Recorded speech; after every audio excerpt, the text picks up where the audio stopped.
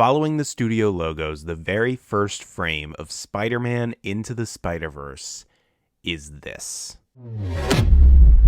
The Comics Code Authority seal of approval. Now, this movie wasn't actually approved by the CCA. It's been defunct for over a decade now. So why is it here? In fact, what even is it? Well, I'm glad you asked, because I'll tell you. In 1954, German psychiatrist Frederick Wertham published a book called Seduction of the Innocent, in which he argued that comic books were a corrupting influence on the youth of America and a primary cause for the rising rate of juvenile delinquency. Obviously, the book has since been revealed as, to put it politely, total bunk, but at the time it was taken very seriously, and while it wasn't the only thing spreading this idea, it was easily the loudest voice of the bunch, to the point where actual Senate hearings were called to look further into how comics, particularly crime and horror comics, were affecting the nation's children. Everybody always forgets to think about them, don't they? And what followed was the CMAA choosing to appease the government and the masses by creating the Comics Code Authority. The code was a set of guidelines that all comic books released in America had to follow in order to get their seal of approval. There were no tiers here, no G, PG, or PG-13. A book either had the seal or it didn't. And while the CCA had no actual legal authority, meaning you could technically publish a comic without the seal and face no legal consequence, most major wholesalers of the time simply wouldn't sell a comic if it didn't have it. And the code had criteria that ranged from the somewhat understandable, like banning excessive violence and nudity, to the somewhat disquieting, like not allowing negative depictions of established authority, or probably the most sinister to me, not allowing criminals to be depicted with any kind of sympathy. And because the comic would almost certainly sell poorly if it didn't have that seal, most major publishers would adhere to the code. But then, in 1971, Stan Lee wrote a 3-issue Spider-Man story where Harry Osborn dealt with drug addiction, a story that the actual American government requested Marvel to do. And while the CCA didn't give them the seal on any of the 3 issues for depicting drug use, Marvel chose to release them anyway, and because it was literally Spider-Man, they sold just fine. And while they went right back to adhering to the code after that,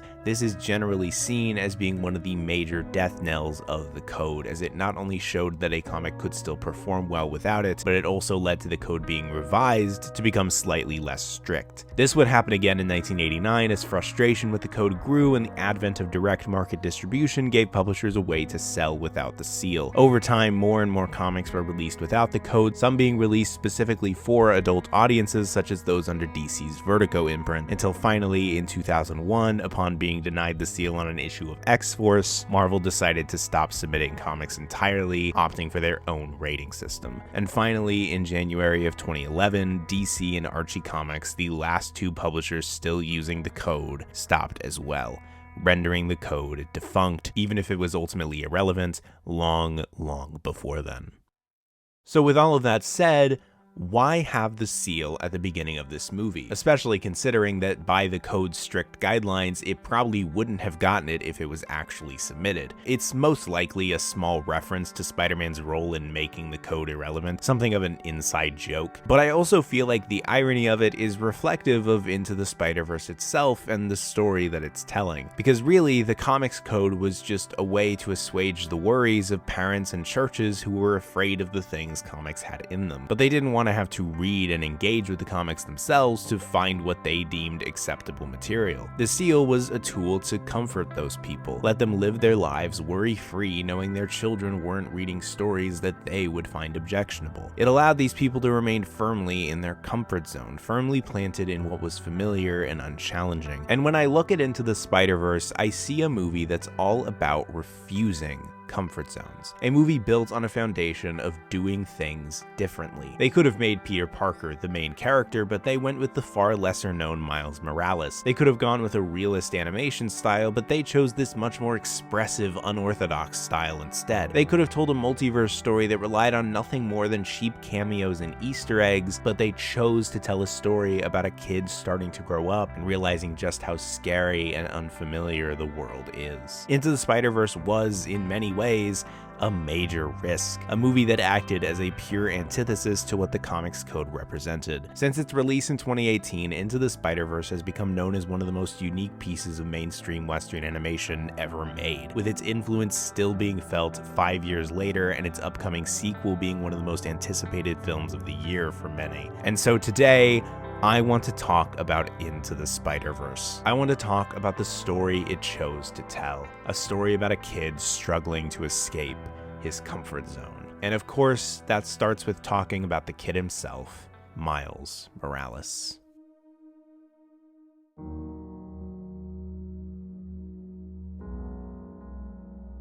Imagine watching Spider-Man die. Even in our universe where Spider-Man isn't real, he's the hero to so many kids around the same age as Miles. And in this universe, he is real. He's real enough for kids to see him swinging above the streets. He's real enough to look up to as an actual role model. He's real enough for Kingpin to bludgeon him to death with his bare hands. And Miles watches it happen. Miles watches Spider-Man, the one who always gets back up, die.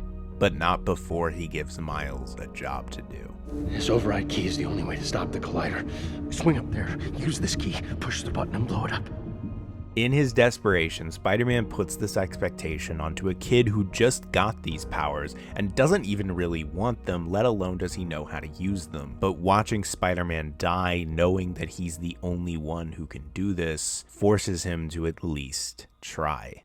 Miles Morales is a character defined by expectations. When we meet Miles in the movie, we meet a character being forced out of his comfort zone by others' expectations of him. Quite literally, in fact. The first thing we see Miles doing is hanging out in his room, listening to his music and making his art, a literal comfort zone. And then he is forced out of that room and we see him distanced further and further from that comfort zone. First, he's in his apartment with his family, then he's moving through his neighborhood where he knows a lot of people, has a lot of friends, is putting his stickers everywhere, and then he gets picked up by his dad, who catches him putting up said stickers and ushers him into discomfort through forced small talk and people seeing him in his dad's police car as they go to Vision's Academy, where Miles doesn't want to be at all. I just think that this new school is elitist, and I would prefer to be at a normal school among the people. And on top of that, he doesn't even feel like he belongs at this more prestigious school to begin with. I'm only here because I won that stupid lottery. No way. You passed the entry test just like everybody else, okay? And then, of course,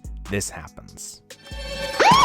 You gotta say I love you back. Dad, are you serious? I wanna hear it. And in around 4 minutes, Miles' entire character and central conflict are clearly established. He's a young kid, still in middle school, at most around 13 or 14 years old. He's in that stage of early adolescence where what he wants to do and be is starting to come into conflict with what others want him to do or be. He just wants to hang out, listen to music, and make some neat art. But his dad, a figure of authority and a stickler for the rules and how things are supposed to be, becomes a symbol for Miles' discomfort, even being against Miles' artwork, one of his main sources of comfort, because it is technically graffiti. And all of this has nothing to do with Spider-Man. This is just a normal kid with normal social pressures, normal expectations being placed on him, desperately trying to stay where he's comfortable and unchallenged while society and even the people in his life are pulling him into situations he doesn't know how to operate in and doesn't see the value of beyond the discomfort. It's actually really relatable because in the end,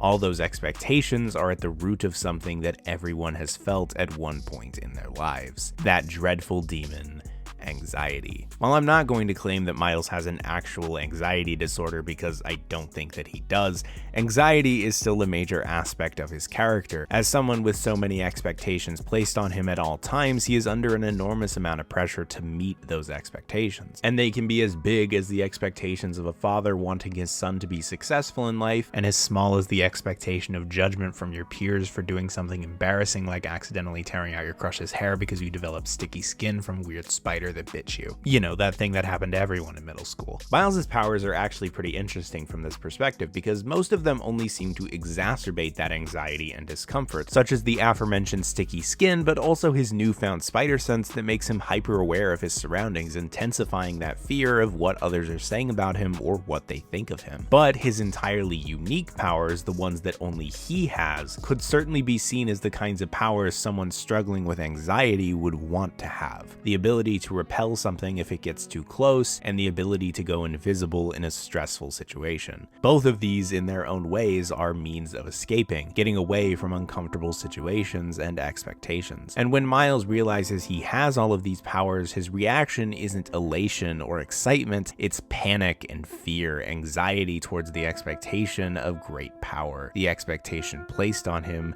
by Peter Parker before he dies. It's an expectation Miles doesn't know how to fulfill, and after he gets that expectation, after Peter dies, where does Miles run to but that comfort zone? That bedroom where he started the movie. But even that doesn't feel quite right anymore, invaded by the sound of the TV reporting Spider-Man's death. Miles has been pushed into a place where comfort zones simply can't exist. There's a thing sitting in the back of his mind gnawing at him, an infection into that comfort zone, slowly eating away at it over time. And to Miles's credit, he tries to address it. He tries to get out of that comfort zone, tries to be Spider-Man. But even then, he's still holding on to the comfort. He goes to a tall building to take that first leap across the rooftops as he tries to get used to these powers, but he gets scared and goes to a smaller one instead. Certainly understandable, but still an indication of Miles's intolerance for discomfort. And when he trips on his shoelaces and breaks the override key meant to destroy the collider, he gives up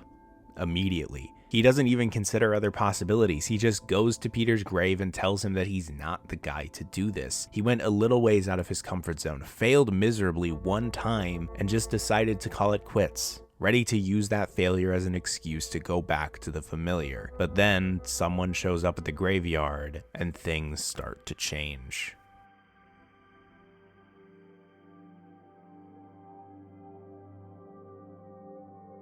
For having a still alive father, Miles has a lot of father figures in this movie. There's 3, actually. And they all lie on something of a spectrum in relation to their level of expectations for Miles. There's Miles' actual dad, of course, who lies on the far end of the spectrum as the one with the greatest expectations for Miles and the hardest attitude. There's his uncle Aaron, who sits right in the middle of the spectrum, someone who wants to see Miles succeed, but is generally pretty lax on the rules and doesn't outwardly expect anything out of Miles that Miles doesn't already want to do. And finally, on the other far end of the spectrum is the visitor at the graveyard, Peter B. Parker. And he doesn't give a shit about Miles. Peter B. doesn't care at all about what Miles does, who he is, or what he wants to do with his life. In fact, where Miles sees an opportunity to learn how to fulfill the expectations the original Peter put on him, this new Peter wants nothing to do with him. He even tells Miles directly, "Want my advice? Go back to being a regular kid." And when Miles tries to appeal to his sense of responsibility, With great power comes Don't great... you dare finish that sentence. Don't do it. I'm sick of it. this is a Peter Parker, a Spider-Man, who has lost that sense of responsibility. Peter has completely untethered himself from expectation. He has no expectations for himself and therefore no expectations for others. He's divorced from MJ in his universe. Aunt May is gone in his universe. He spends most of his days crying in his shower with his Spider-Man suit on in his universe. He's kind of a wreck, a sad, lonely guy eating pizza and doing nothing. I'm not even sure that he's actively being Spider-Man at this point, despite the fact that he's wearing the suit at almost all times. That reminder of when he once mattered, when he once expected something of himself, when others expected things of him. He lost MJ because She wanted kids and it scared me. I'm pretty sure I broke her heart.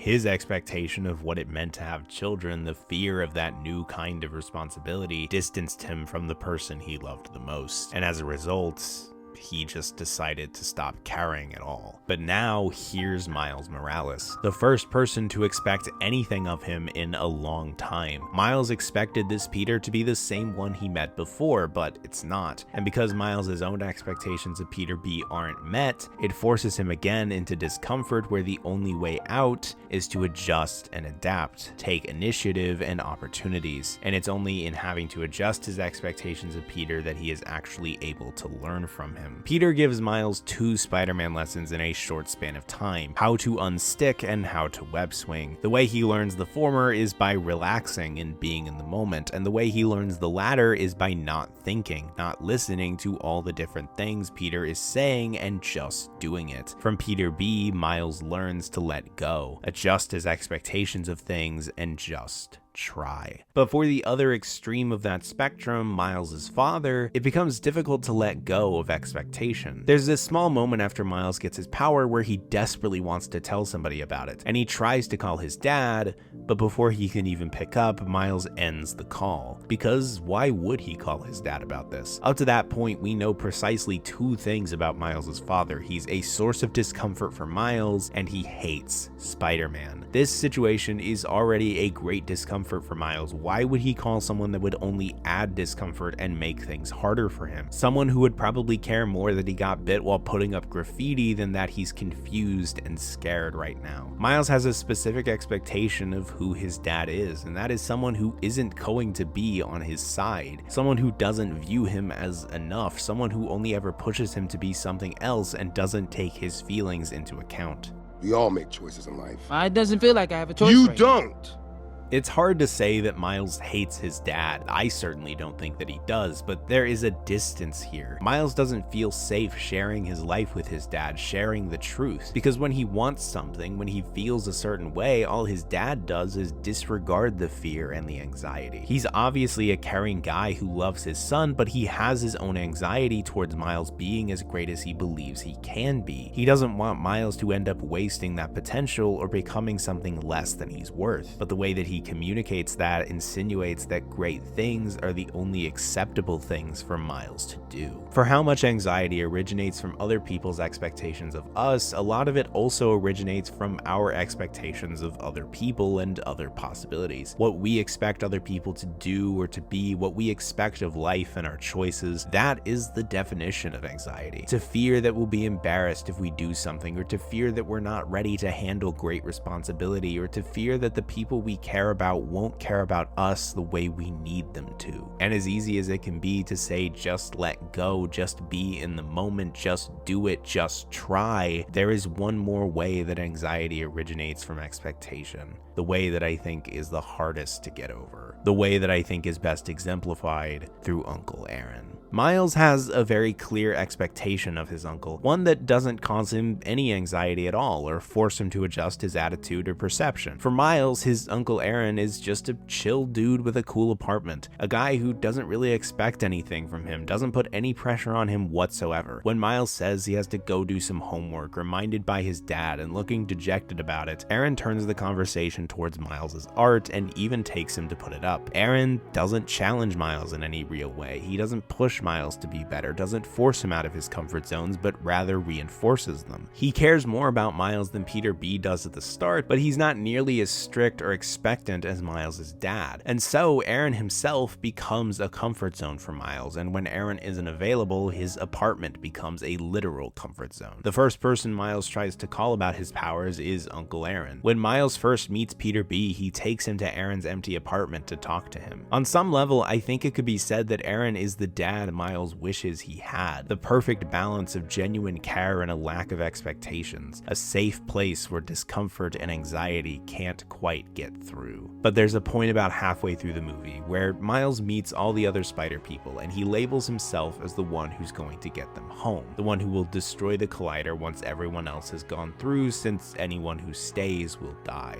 And in response, the Spider people all begin to push him further and further, asking him questions he doesn't know the answer to, throwing expectations at him that he didn't even know he needed to expect. It's a bunch of people with a complete disregard for Miles's level of tolerance for all of this, completely overwhelming him, drowning him in a level of anxiety he just can't cope with. And so what does he do but go invisible and run away? He listens to a voicemail from his dad who's angry at him for not calling and for keeping secrets, another reminder that he can't go to him for comfort. So he goes to his last place of refuge, his Uncle Aaron's apartment, that safe place where discomfort and anxiety can't quite get through. He starts writing a note to leave for Aaron. I'm scared, man. I'm just tired of letting everybody down. And then a very disquieting presence invades this comfort zone. The Prowler, who's been hunting Miles for almost the entire movie and has obviously tracked him here. Miles goes invisible as the hunter searches for him, and when he believes himself to be alone, he pulls off the mask. You know me, sir.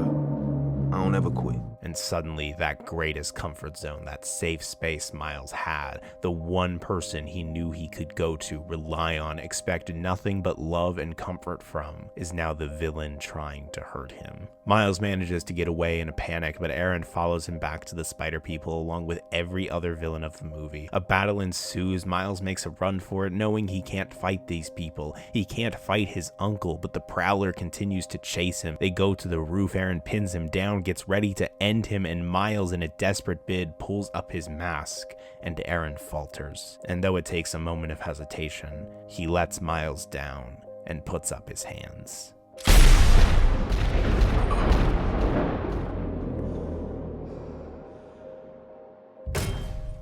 Miles carries the body of his uncle to a nearby alley, away from all the noise. Aaron takes his hand, and they have a final moment together.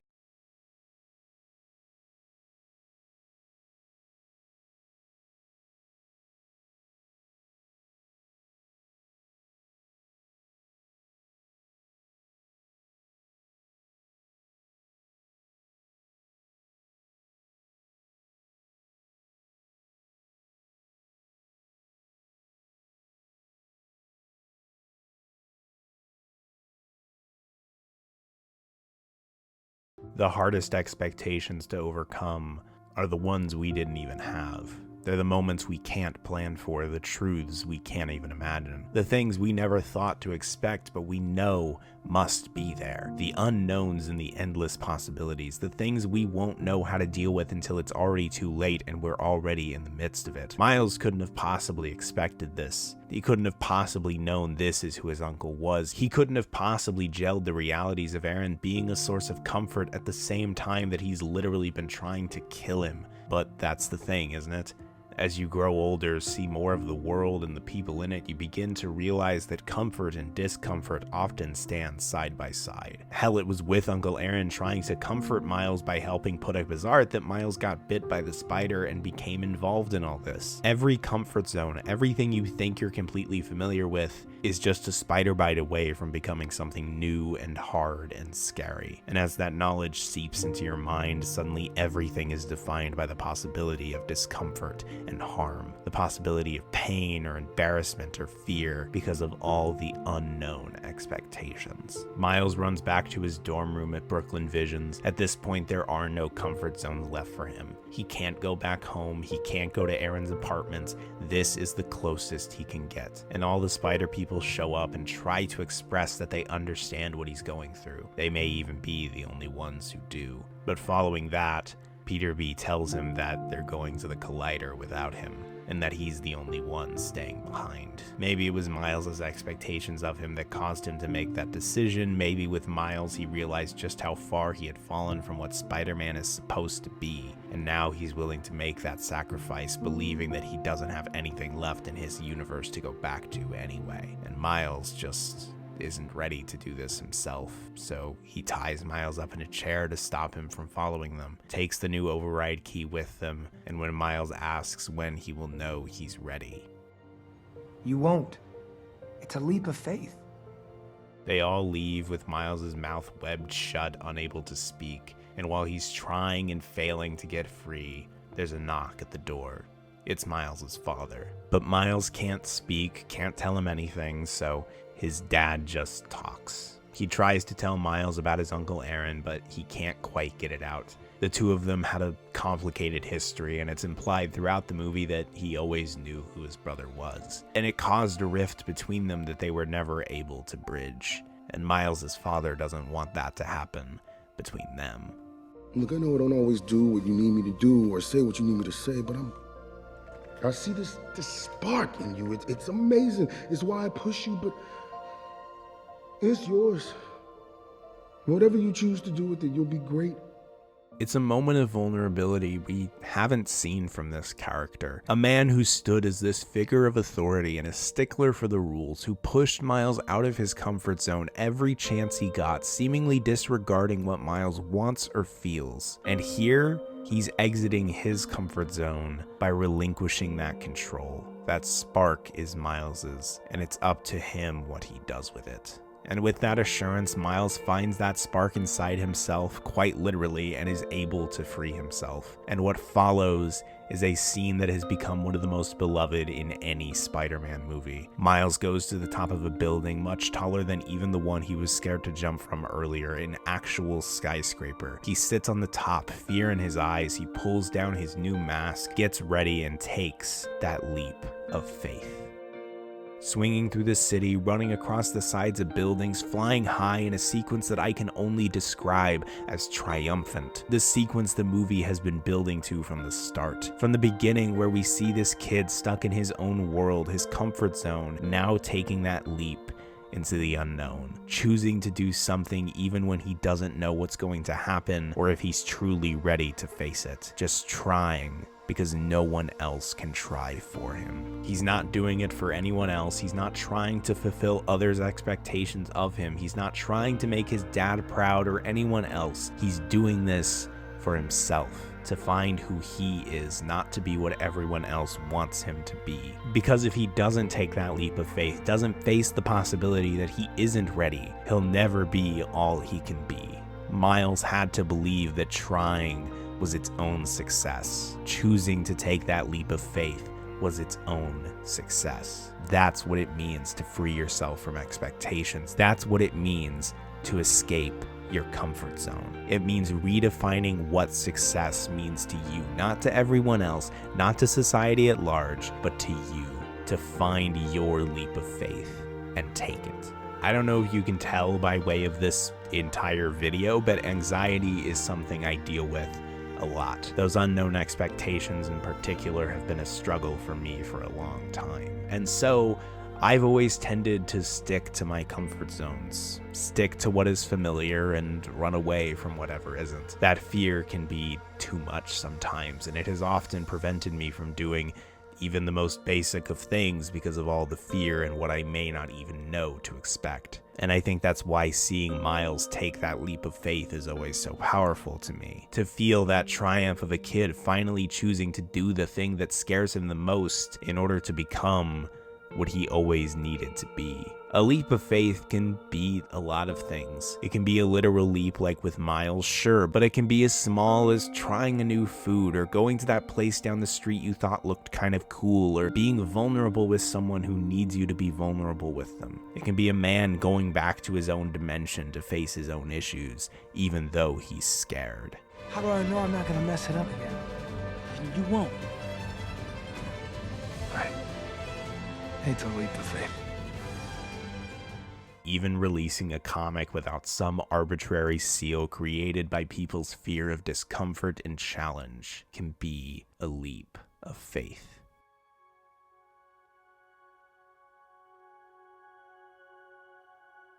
The comics code, like any kind of black and white parental advisory sticker, any attempt to ban books, or whatever other type of censorship, is just a response to fear. Fear that the art people consume has the power to show them new, uncomfortable ideas, has the power to push them farther than they otherwise would have gone, has the power to push us out of our comfort zones and into the world of unknown and terrifying possibilities. And as a result, criminals can't be shown with sympathy, systems of authority can't be questioned or depicted as flawed. Heroes always have to win. And a parent can be comfortable in the knowledge that the comics their children are reading won't ever cause them discomfort now or down the line. And I think Into the Spiderverse is a story that stands in stark contrast to all of that. A story about letting go of our expectations for others and accepting that we can't control who other people are, nor should we. A story about giving people back the power to be who they are regardless of whatever discomfort that may create for us, rather than trying to force people into a bubble of arbitrary standards. A story about embracing the unknown and taking a leap of faith to discover the ultimate potential of who you can be and what you can do.